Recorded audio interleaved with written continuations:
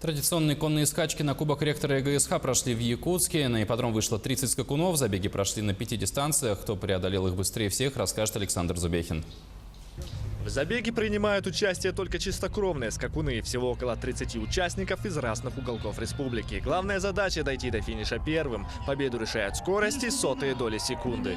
Порт-Артур представляет Амгинский улус. Рожден в Якутии, потомок известных скакунов-чемпионов. К старту его готовили круглый год. Утром тренировка, вечером прогулка. Как итог, победа в забеге на 1000 метров с результатом 1 минута 8 секунд и 3 сотых.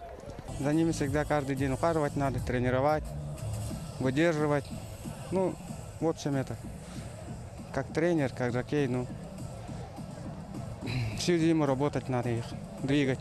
В улусе это зимуют. Они вон по снегу, по ласам-то, по полям тренируют. Ну, готовы были сегодняшнему дню, хорошо готовы были, чем соперники. Константин любит конные скачки с детства. Увлекается этим видом спорта с 7 лет. Занимался в конно-спортивной школе. Теперь болельщик. На скачки вместе с ним ходит маленькая фанатка королевского вида спорта. Его дочь. Данный спорт, он, во-первых, это грация, это скорость, это адреналин такой. И когда болеешь за свою команду или за свою лошадь, драйв получаешь.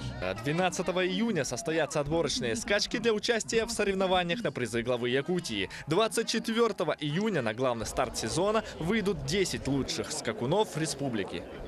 Александр Зубехин, Григорий Хлопков, Якутск.